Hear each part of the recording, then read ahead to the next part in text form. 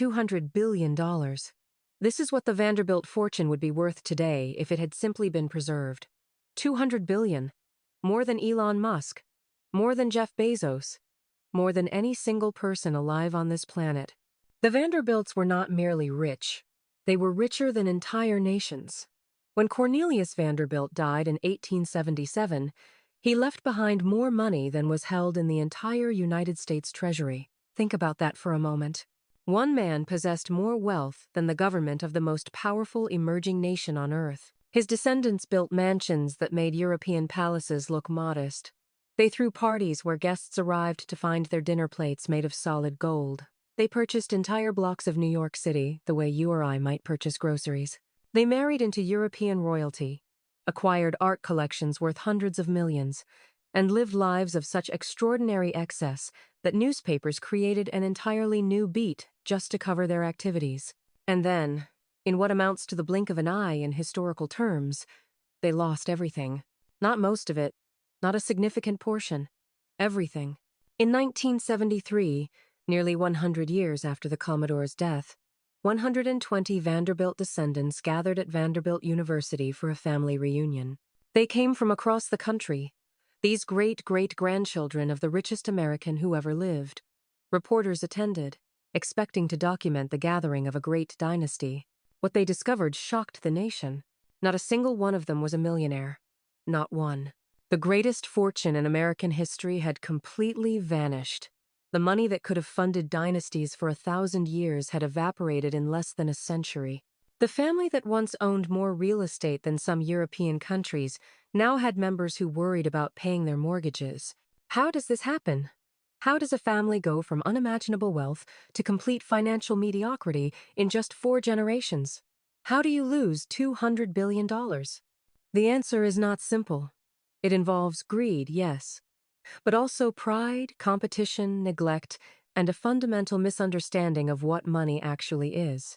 The Vanderbilts treated their fortune as an infinite resource, a bottomless well from which they could drink forever.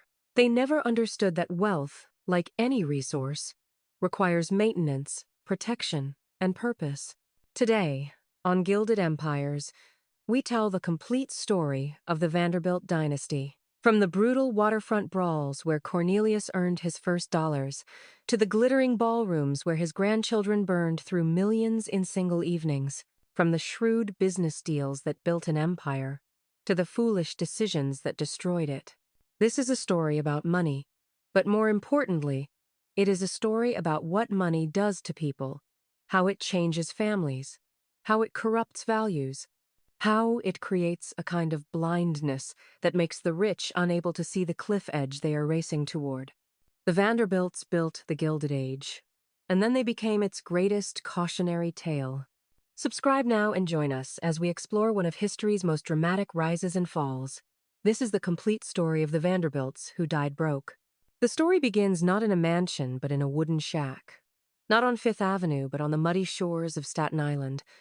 Not with inherited privilege, but with inherited poverty. Cornelius Vanderbilt was born on the 27th of May, 1794, in a farmhouse in the village of Stapleton, Staten Island. His parents, Cornelius and Phoebe, were of Dutch descent. The name Vanderbilt itself derived from the Dutch Vanderbilt, referring to ancestors from the town of De Bilt in the Netherlands. But this was no aristocratic heritage. The Vanderbilts had been in America for over a century by the time Cornelius was born, and they had accumulated nothing but a small farm and a hand-to-mouth existence. His father worked as a farmer and operated a small boat that ferried passengers and cargo between Staten Island and Manhattan. It was grueling work for minimal pay. The family was poor by any standard of the era. Young Cornelius grew up in crowded conditions, one of 9 children competing for food and attention. Education was considered a luxury the family could not afford. Cornelius attended school sporadically, and his formal education ended entirely by the age of 11. He would remain functionally semi-literate for much of his life, a fact that embarrassed him and that he tried to hide through the use of secretaries and clerks. But what Cornelius lacked in education, he compensated for with intelligence of a different kind. He possessed an almost preternatural understanding of money, of deals, of human weakness. He could calculate odds and angles with the speed of a mathematician. He could read men's characters and intentions the way scholars read books, and he possessed a physical toughness that would serve him well in the brutal world of 19th-century commerce. At the age of 16, Cornelius approached his mother with a proposition. He wanted to start his own ferry business. He needed $100 to purchase a small boat called a periauger. This was a significant sum for a family that struggled to keep food on the table. Phoebe Vanderbilt made a deal with her son. She would loan him the money if he could clear and plant an 8-acre field of stones and stumps before his 17th birthday. The field was a nightmare of rocky soil that had defeated previous attempts at cultivation. Most boys would have considered the task impossible. Cornelius completed the work in a month. On the 27th of May 1810, his 17th birthday, Cornelius Vanderbilt became the owner of a small sailing vessel. He would repay his mother the $100 within a year. He never borrowed money from family again. The next decade forged the man who would become known as the Commodore. Cornelius worked his ferry route from dawn until well past dark. He undercut competitors on price while maintaining superior reliability. He fought for customers physically when necessary. The waterfront of early 19th century New York was a violent place, and Cornelius earned a reputation as a man who could not be intimidated. He saved relentlessly. Every spare dollar went back into his business. While other young men spent their earnings on alcohol and entertainment, Cornelius accumulated capital. By the age of 23, he had parlayed his single boat into a small fleet. By 30, he was one of the most successful ferry operators in the harbor. His personal life followed a similar pattern of acquisition. In 1813, he married Sophia Johnson, a neighbor from Staten Island. Sophia was his first cousin, a common practice among Dutch families of the era. She would bear him 13 children over the course of their marriage, though several died in infancy or childhood. Sophia proved to be the perfect partner for an ambitious man. She managed their household with the same frugality that characterized his business dealings. The 1,820 seconds brought a technological revolution that would transform Cornelius Vanderbilt's life, and eventually, the entire American economy. Steam power was coming to water transport. Steamboats could travel regardless of wind conditions, maintain reliable schedules, and move faster than any sailing vessel. The future belonged to steam. Cornelius recognized this immediately. He had built his fortune on sailing ferries, but he was not sentimental about technology. In 1818, he took a position working for Thomas Gibbons, a steamboat operator who was challenging the monopoly that Robert Fulton and Robert Livingston had established on New York waterways. This was a crucial decision. Cornelius could have continued operating his own sailing business. It was profitable and secure. Instead, he chose to learn the steamboat business from the inside, even though it meant working for someone else for the first time in years. He spent the next decade as a steamboat captain and manager. He learned every aspect of the technology. He mastered the logistics of fuel, maintenance, and scheduling. He studied the legal frameworks that governed waterway commerce, and he cultivated relationships with the politicians and financiers who would prove essential in his later career. In 1829, the Supreme Court decided the case of Gibbons v. Ogden, striking down the Fulton-Livingston monopoly and opening the waterways to free competition. Cornelius was perfectly positioned to take advantage. He launched his own steamboat company with a strategy that would become his signature. He entered routes with established competitors and undercut their prices savagely. He was willing to operate at a loss for years if necessary to drive rivals out of business.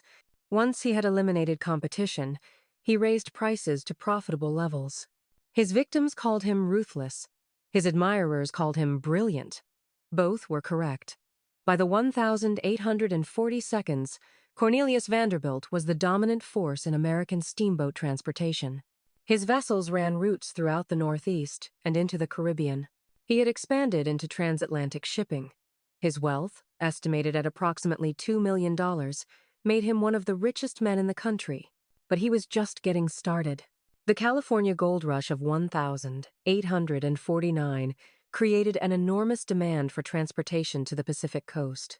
Thousands of eager prospectors needed to reach California as quickly as possible. The established route ran around the southern tip of South America, a journey of months.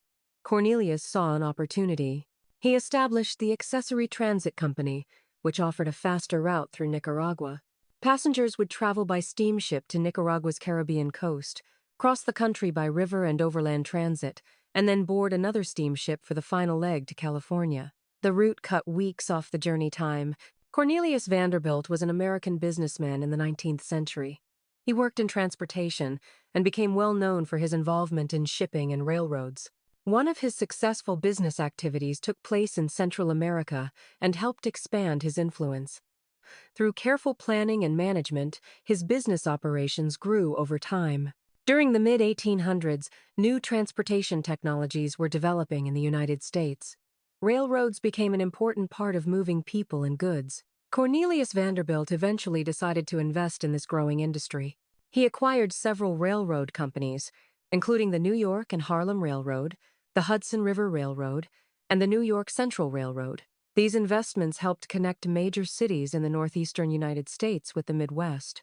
By the late 1800s, his railroad system covered a large geographic area. His work contributed to the growth of transportation and commerce during that period of American history. The name Commodore was commonly associated with him because of his earlier work with ships. Over time, the name became widely recognized in business circles. Cornelius Vanderbilt had a family, and his personal life followed the customs and expectations common during the 19th century. Family roles and responsibilities were shaped by social traditions of the era. In his later years, he reduced his involvement in daily business activities. His career and investments continued to influence American transportation after that time. Cornelius Vanderbilt is remembered today as an important figure in the development of the United States transportation system. On the 4th of January 1877, Cornelius Vanderbilt died at his home in New York City. He was 82 years old. He had outlived his first wife, most of his children, and virtually every rival he had ever faced. The newspapers devoted entire editions to his passing. Churches held memorial services. The stock market briefly halted trading. The reading of his will took place in an atmosphere of barely suppressed tension. Gathered in the lawyer's office were the surviving children, their spouses, and a small army of attorneys. Everyone knew that approximately $100 million was about to be distributed. The question was how. The answer stunned almost everyone present. William Henry Vanderbilt, the son the Commodore had once dismissed as a failure, received the vast bulk of the estate. His inheritance totaled approximately $90 million, including the controlling interest in all the railroad properties. At a stroke, William Henry became the richest man in the world. The other children received what can only be described as scraps in comparison. Each daughter received between $250,000 and $500,000, substantial sums by ordinary standards, but trivial compared to William Henry's windfall. Cornelius Jeremiah, the gambling son, received the income from a $200,000 trust, with the principal going to William Henry's children upon his death. He was explicitly prevented from touching the principal. The second wife, Frank, received the family mansion on Washington Place, $500,000 in government bonds, and 2,000 shares of New York Central stock. It was a generous settlement by any normal measure, but it left her entirely dependent on the Vanderbilt family's continued success. The most striking aspect of the will was its explicit reasoning. The Commodore had written detailed explanations for his decisions. He praised William Henry's business acumen and loyalty. He criticized Cornelius Jeremiah's wastrel ways. He explained that concentrating the fortune in one heir was necessary to preserve the family's power and influence. "I have made this disposition of my property," the will stated, "because I believe it to be for the best interests of my descendants that my estate should continue under one control." This philosophy directly contradicted the approach taken by other wealthy families of the era, who typically divided their estates more or less equally among surviving children. The Commodore believed that divided wealth was weakened wealth, and that only concentration could preserve the empire he had built. Cornelius Jeremiah and two of the daughters disagreed violently. Within weeks of the will being read, they filed a legal challenge. The grounds were sensational. They claimed that their father had been mentally incompetent when he drafted the will. They alleged that William Henry and his allies had exerted undue influence. They suggested that the Commodore had been manipulated by spiritualists and charlatans. The trial that followed became one of the great spectacles of the Gilded Age. Newspapers covered every session in detail. Witnesses testified about the Commodore's interest in spiritualism, his consultations with mediums, his belief that he could communicate with his dead mother. Expert testimony debated whether these beliefs indicated mental decline. The defense countered with evidence of the Commodore's continued business acumen right up until his final illness. They demonstrated that his investment decisions remained shrewd, his correspondence remained coherent, and his control of his various enterprises remained firm. Whatever his beliefs about the afterlife, his grip on the present had never wavered. The case dragged on for months.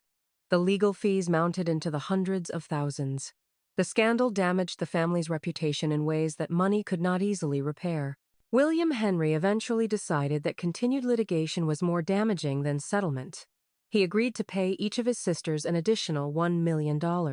He established a trust of $400,000 for Cornelius Jeremiah, with the income paid monthly to prevent his brother from gambling it away immediately. The contestants dropped their challenge. The will stood. William Henry had defended his inheritance, but at a cost measured not just in money, but in family cohesion. The Vanderbilts had publicly demonstrated their willingness to fight each other for money. This lesson would not be forgotten by future generations. William Henry now faced the challenge of managing the largest fortune in the world. His father had spent decades building the empire. William Henry would have only 8 years to leave his own mark. He proved far more capable than his father had once believed. Under his management, the railroad holdings continued to expand and consolidate. He negotiated agreements with competitors that stabilized rates and improved profitability. He invested in improvements to the rail network that increased efficiency and capacity. By the mid-1880s, William Henry had approximately doubled the fortune he inherited. His net worth was estimated at $200 million, a sum so vast that it represented a significant percentage of the entire American economy. But William Henry also began the spending patterns that would eventually destroy the family fortune. He commissioned a massive mansion on Fifth Avenue between 51st and 52nd Streets. The project actually comprised 2 connected houses, one for William Henry and his wife, another for his daughters and their families. The construction employed 600 workers and took 2 years to complete. The interiors featured hand-carved woodwork, imported marble, and art collections purchased from European dealers. The cost exceeded $3 million, an enormous sum even for a man of William Henry's means. This mansion set a new standard for American wealth display. Previously, even the very rich had lived in relatively modest townhouses. William Henry's palace announced that the American upper class intended to rival the aristocracies of Europe in visible magnificence. His children would take this lesson and amplify it beyond anything William Henry could have imagined. William Henry died suddenly on the 8th of December, 1885, at the age of 64. A stroke claimed him while he was meeting with a business associate. His death came so quickly that there was no time for goodbyes, no opportunity for final instructions, no chance to correct any mistakes in his planning. His will divided the fortune among his 8 children, but not equally. His 2 eldest sons, Cornelius II and William Kissam, each received approximately $50 million in railroad stock and other assets. The remaining 6 children split approximately $40 million among themselves. The Commodore's philosophy of concentration had been partially abandoned. The fortune was now divided between 2 principal heirs instead of 1. Within a generation, it would be divided further, and further, and further. Each division made the individual shares smaller. Each smaller share made the recipients less wealthy. Each reduction in wealth made them less able to resist the temptations of extravagant spending. The machinery of destruction was now in motion. The decade following William Henry Vanderbilt's death transformed Fifth Avenue into something the world had never seen. The Vanderbilt grandchildren began building mansions that defied comprehension. They were not constructing homes. They were constructing monuments to themselves. The competition began almost immediately. Cornelius II, the eldest grandson, commissioned George B. Post to design a residence at 57th Street and Fifth Avenue. The building would occupy an entire city block.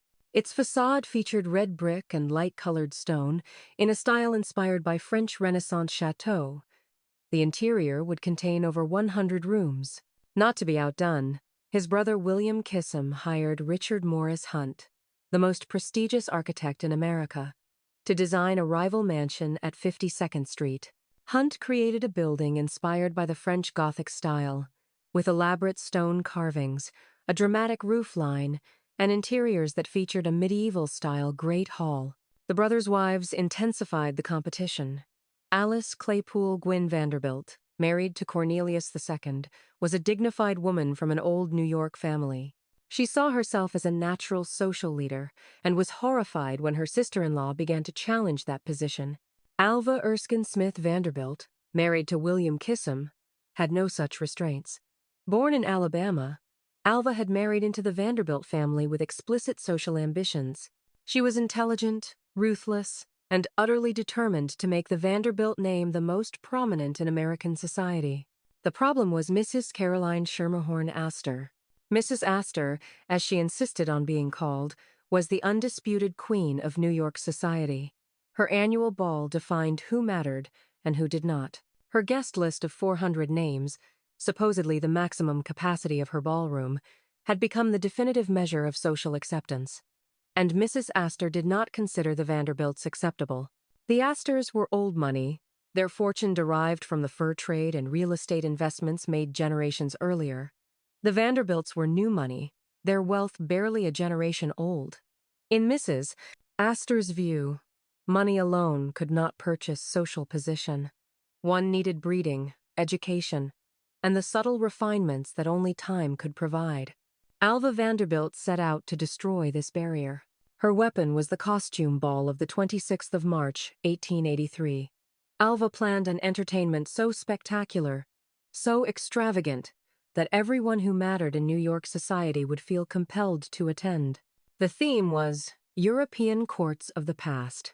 Guests were expected to appear in elaborate historical costumes costing thousands of dollars each. The preparations consumed New York society for months. Costume designers were engaged. Jewelry was commissioned.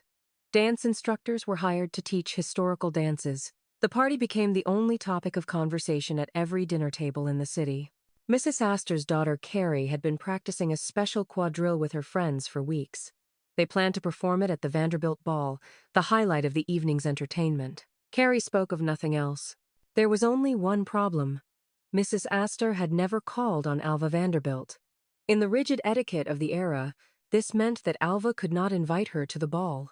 And if Miss Astor was not invited, her daughter could not attend.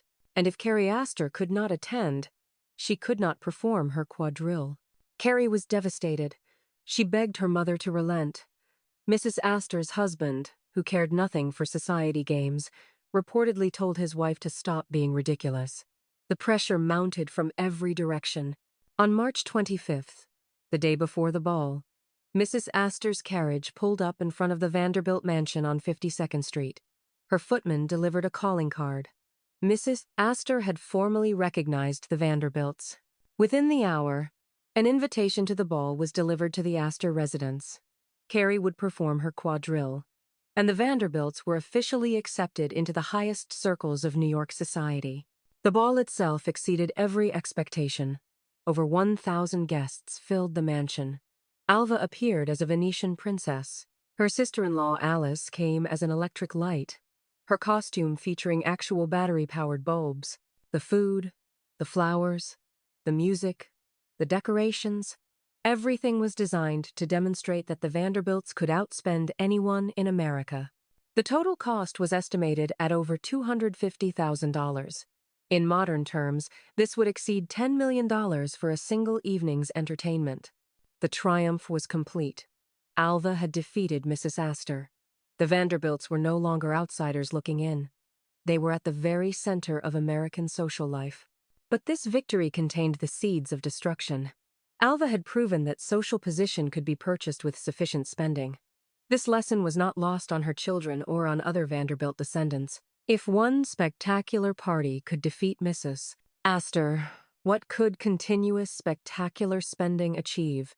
The mansion construction continued. George Washington Vanderbilt, the youngest of William Henry's children, commissioned the most ambitious project of all. He would build Biltmore Estate in the mountains of North Carolina. The statistics are almost beyond belief. The house contains 250 rooms. It remains the largest privately owned home in the United States to this day. The estate originally encompassed 125,000 acres. Construction employed hundreds of workers for over 5 years. The cost exceeded $6 million, at a time when a comfortable middle-class house might cost $5,000. Biltmore was magnificent. It was also a financial disaster. The estate required enormous expenditures to maintain. The staff numbered in the hundreds. The grounds required constant attention. George Washington Vanderbilt had built himself a palace that would drain his portion of the family fortune for the rest of his life. Meanwhile, in Newport, Rhode Island, another building boom was underway. The Vanderbilts had discovered this coastal town as a summer retreat, and they set about transforming it into the most exclusive resort in America. The Breakers, built for Cornelius Vanderbilt II, was a 70-room Italian Renaissance palazzo overlooking the Atlantic Ocean. Marble House, built for William Kissam, was inspired by the Petit Trianon at Versailles. Rough Point, purchased and expanded by Frederick William Vanderbilt, offered another expression of limitless wealth. These summer cottages, as their owners ironically called them, cost millions to build and millions more to maintain. They were used for perhaps 8 weeks each year. The rest of the time, they sat empty, consuming money for upkeep while generating no return. The third generation of Vanderbilts had transformed wealth from a resource into a competition. They measured themselves not by business accomplishments or civic contributions, but by the size of their houses, the lavishness of their parties, and the envy they could inspire in their siblings and cousins. Each mansion built required the construction of a larger mansion by someone else.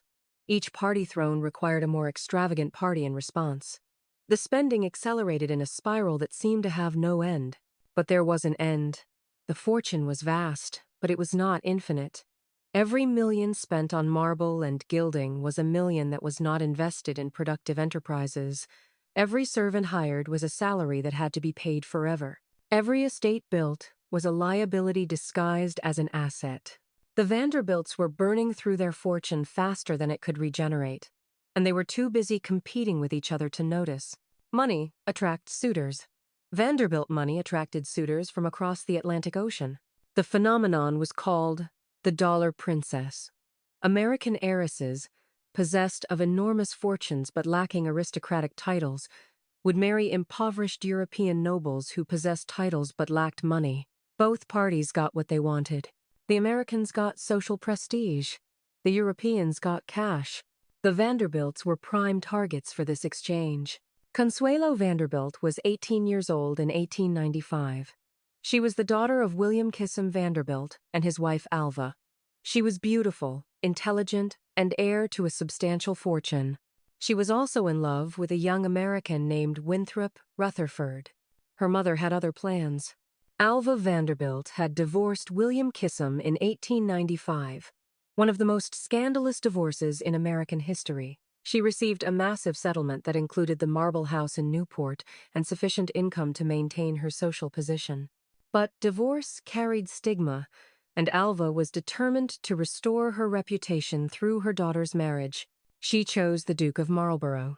Charles Richard John Spencer Churchill, the 9th Duke, was one of the highest-ranking nobles in England. His seat, Blenheim Palace, was one of the grandest houses in Britain. The title dated back to the early 18th century. It was precisely the match that Alva had imagined. There was only one problem. Consuelo did not want to marry him. What followed was a campaign of psychological pressure that would today be recognized as abuse. Alva threatened to kill Winthrop Rutherford if Consuelo continued seeing him. She locked her daughter in her room. She claimed to have a heart condition that would kill her if Consuelo did not comply with her wishes. On the morning of the 6th of November 1896, Consuelo Vanderbilt walked down the aisle of St. Thomas Church in New York City. She was crying. These were not tears of joy. Later testimony revealed that she had been weeping all morning and had to be essentially forced into her wedding dress. The marriage brought the Duke of Marlborough a settlement of approximately $2.5 million in railroad stock, plus an annual income of $100,000. It brought Consuelo a title, a cold English palace, and a husband who regarded her primarily as a source of revenue. The union lasted 11 miserable years before they separated. The divorce was finalized in 1921. By that point, millions of Vanderbilt dollars had flowed to Blenheim Palace for restorations and improvements that benefited the English aristocracy rather than the American family. Consuelo later remarried and lived a productive life dedicated to social causes. But her story illustrated a fundamental problem with the dollar princess phenomenon. The money left America. The titles stayed in Europe, and the American families who sent their daughters abroad received nothing tangible in return. Consuelo was not the only Vanderbilt woman exported to European nobility. Her cousin Gladys Vanderbilt married a Hungarian count. Her aunt married a British aristocrat. The pattern repeated across the generation. Each marriage came with a substantial dowry. Each dowry represented capital that would never return to the family. Each transaction weakened the financial foundation that the Commodore had built. The men of the family had their own marriage problems, though of a different kind. Reginald Claypool Vanderbilt was the youngest son of Cornelius Vanderbilt II. He was handsome, charming, and utterly irresponsible. While his brothers were at least nominally involved in managing the family business interests, Reginald devoted himself entirely to horses, gambling, and alcohol. He married twice. His first wife was Kathleen Nielsen, a socially prominent woman who bore him one daughter. The marriage ended in divorce, with the attendant legal costs and settlement payments. His second marriage was more notorious. In 1923, at the age of 43, Reginald married Gloria Morgan, a 17-year-old girl he had met at a party. The age difference was scandal enough. The circumstances made it worse. Reginald was a known alcoholic whose health was already failing. Gloria was young, beautiful, and ambitious. They had one daughter, Gloria Laura Vanderbilt, born in 1924. Reginald died 18 months later, having drunk himself to death. His estate was surprisingly modest for a Vanderbilt, depleted by years of gambling and extravagant spending. Little Gloria, as the press called her, became the center of one of the most sensational custody battles in American history. Her mother, Gloria Morgan, and her aunt Gertrude Vanderbilt Whitney fought for control of the child and her trust fund in a trial that featured accusations of lesbianism, alcoholism, and parental neglect. The trial exposed the Vanderbilt family to a level of public scrutiny that would have horrified the Commodore. Every witness testified to dysfunction, excess, and moral failure.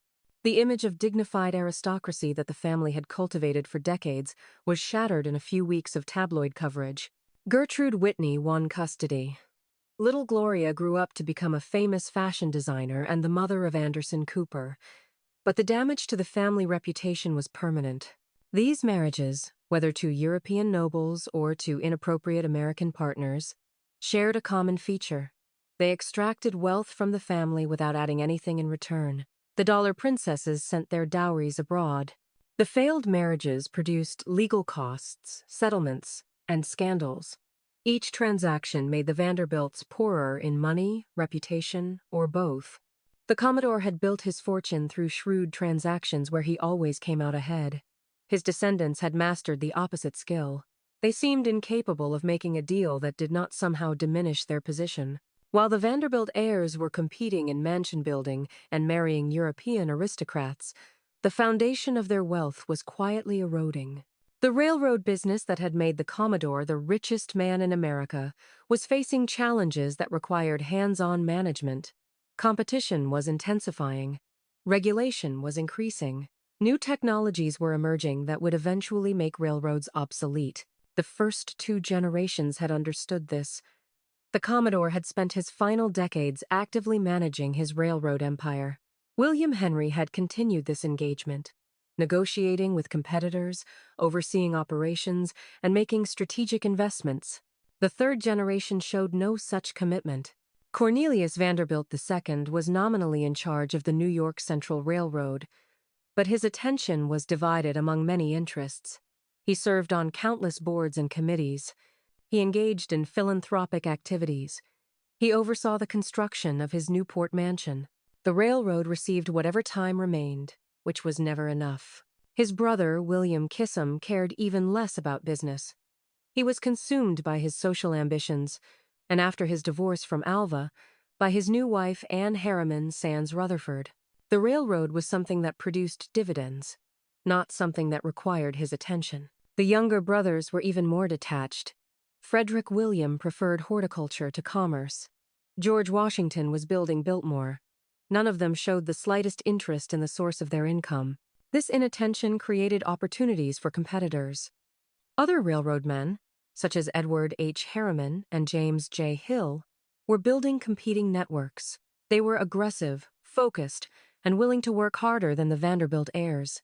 The New York Central began losing market share. Profits declined. The stock price weakened. The dividends that supported the Vanderbilt lifestyle became less reliable. At the same time, government regulation was increasing.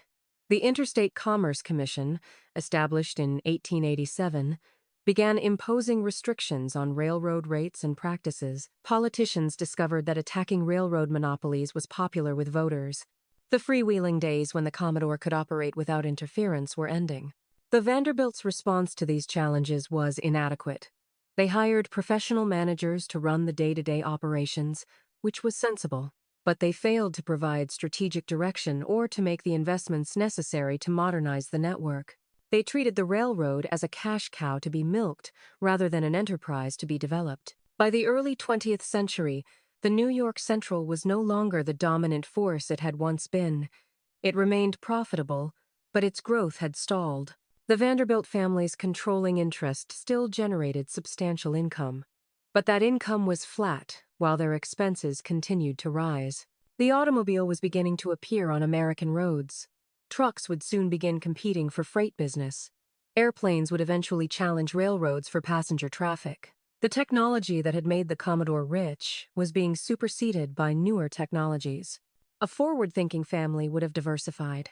They would have invested in the emerging automobile industry, or in oil, or in electricity, or in any of the other technologies that were transforming the American economy. The Rockefellers were building an oil empire. The Carnegies were dominating steel. The Morgans were creating a financial network that would become the foundation of modern banking. The Vanderbilts were building larger mansions. The family's stock holdings remained concentrated in railroad companies long after diversification would have been prudent. They collected their dividends and spent them on immediate consumption rather than investing for the future. Each generation inherited less than the previous generation had received, and spent more. The First World War temporarily boosted railroad traffic, but it also brought labor shortages, material costs, and government controls that squeezed profit margins. The 1,920 seconds brought competition from trucks and automobiles that began eroding the railroad's freight and passenger business. Then came the Great Depression. The stock market crash of 1,929 devastated the value of the Vanderbilt holdings. New York Central stock, which had been worth over $50 per share in 1929, fell to under $10 by 1932. The dividends that supported the Vanderbilt lifestyle were cut and then eliminated entirely. The mansion still required maintenance. The servants still required salaries. The taxes still required payment. But the income that had supported these expenses had collapsed. The fourth generation of Vanderbilts faced a choice their parents and grandparents had never contemplated. They could not afford to live as Vanderbilts had always lived. They would have to economize or go bankrupt. Most chose bankruptcy, though they did not call it that. They sold the mansions. They dismissed the servants.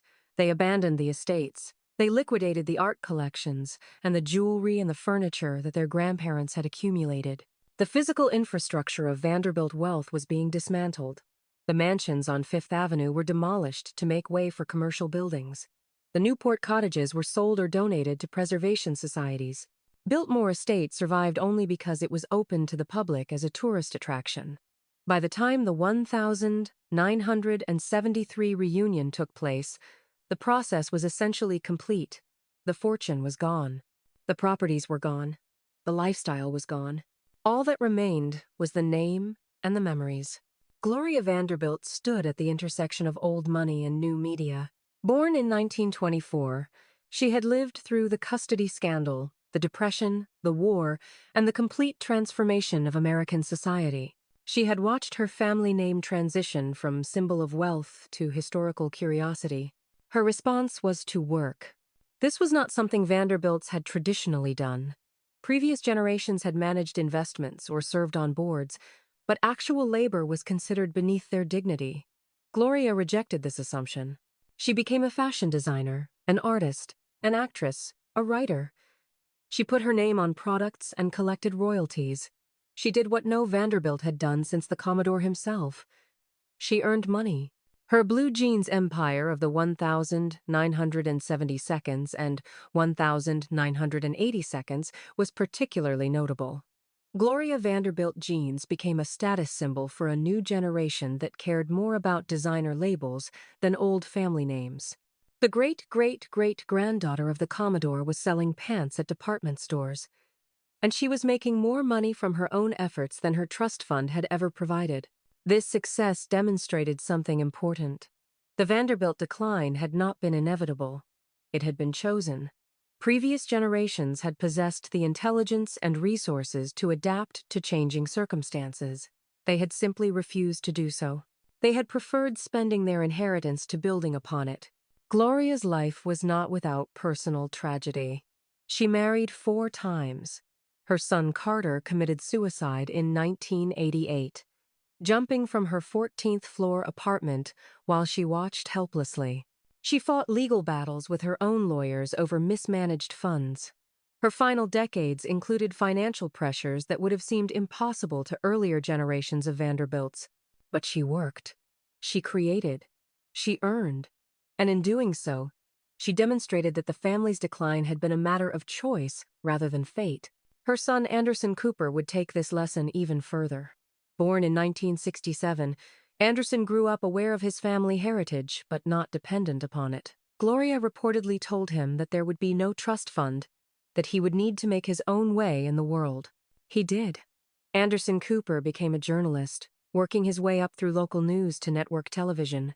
He covered wars, disasters, and political upheavals. He built a career based on his own efforts rather than his family connections. When Gloria Vanderbilt died in 2019, she left behind an estate of modest proportions by the standards of her ancestors. Anderson Cooper inherited the contents of her apartment and the rights to her artistic work. There was no mansion, no railroad stock, no art collection worth hundreds of millions. In his public comments, Anderson expressed no bitterness about this outcome. He described his mother's decision not to establish a trust fund as a gift rather than a deprivation. She had freed him from the burden of inheritance that had crushed so many of his ancestors. This perspective represented a complete reversal of Vanderbilt values. For a century, the family had defined itself by what it possessed. The mansions, the art, the jewelry, the stock certificates. These were the markers of Vanderbilt identity. To be a Vanderbilt was to own Vanderbilt things. Anderson Cooper suggested an alternative definition. To be a Vanderbilt could mean to embody Vanderbilt energy, the drive and ambition that the Commodore had possessed. The fortune had been a result of the Commodore's character, not a substitute for it. His descendants had confused the symptom for the cause. The other branches of the family had followed various trajectories, but none had restored anything approaching the original wealth. Some had entered professions and lived comfortable middle-class lives. Others had struggled with addiction, mental illness, or simple bad luck. A few had achieved modest success in business or the arts. What none of them had done was rebuild the empire. The opportunity had existed, particularly in the early 20th century when new fortunes were being made in automobiles, entertainment, and technology. Vanderbilts could have invested in these emerging industries.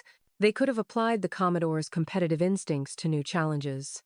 Instead, they had retreated. They had sold their railroad stock to pay for their mansions. They had spent their capital on consumption rather than investment. They had treated wealth as a possession to be enjoyed, rather than a tool to be used. The result was predictable in retrospect. The fortune that had taken one lifetime to build was gone in 4 generations. The family that had owned half of Manhattan now owned nothing of particular value.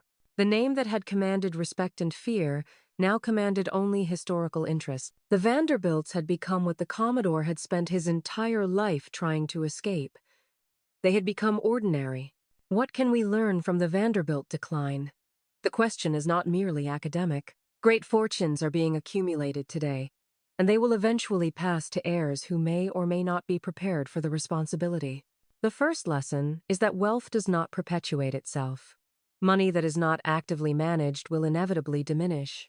Inflation erodes purchasing power. Taxes consume income. Expenses accumulate. Without new sources of revenue, even the largest fortune will eventually disappear. The Commodore understood this instinctively. He never stopped working to increase his holdings. He reinvested profits rather than consuming them. He lived modestly compared to his means, at least until his final years. His fortune grew because he made it grow. His descendants assumed that the money would simply continue to exist regardless of their actions. They extracted dividends and spent them. They sold assets to fund consumption. They treated the family fortune as a resource to be mined rather than a garden to be cultivated. The second lesson is that division destroys wealth. The Commodore tried to prevent this by leaving virtually everything to a single heir. His son, William Henry, partially abandoned this principle, dividing the fortune between two primary heirs. Subsequent generations divided further. Each division reduced the individual shares. Each reduction made the recipients less wealthy, and each reduction in wealth made the remaining money seem more precious, something to be spent while it lasted rather than preserved for future generations. Modern wealthy families have developed tools to address this problem. Trusts, family offices, governance structures. These can help preserve wealth across generations by preventing individual heirs from consuming more than the estate can sustain. The Vanderbilts had access to trusts, but used them primarily to control spending by irresponsible heirs rather than to preserve capital for the future. The third lesson is that lifestyle inflation is fatal. Each generation of Vanderbilts lived more extravagantly than the one before.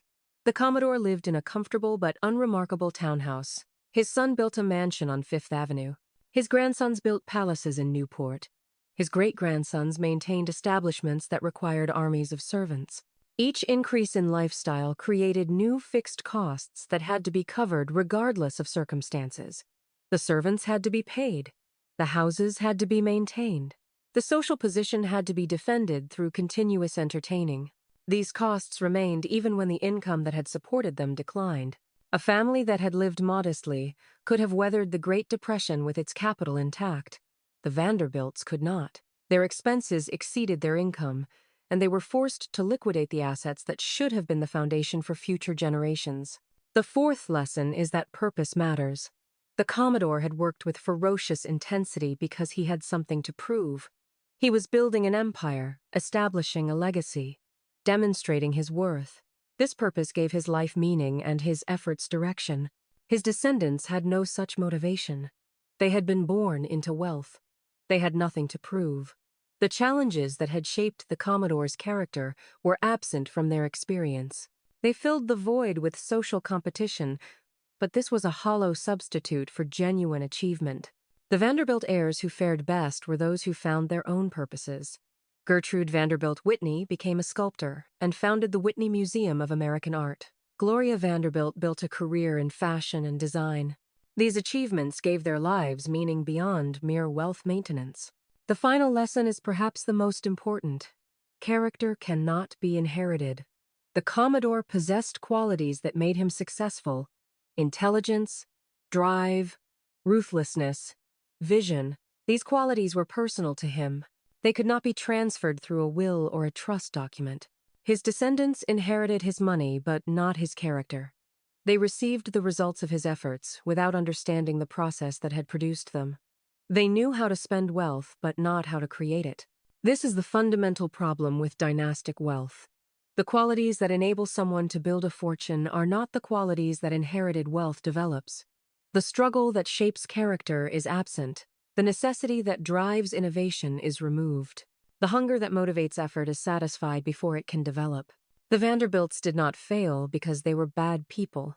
Many of them were kind, intelligent, and cultured. They failed because they were products of their environment, and their environment did not require the qualities that had made their ancestor great. Drive down Fifth Avenue today, and you will find almost no trace of the Vanderbilts. The mansions have been demolished. The lots they occupied now hold commercial buildings and apartment towers. The street that once showcased the family's wealth now showcases the wealth of others. A few remnants survive. Grand Central Terminal, which the family built and once owned, still stands as one of the most beautiful buildings in New York.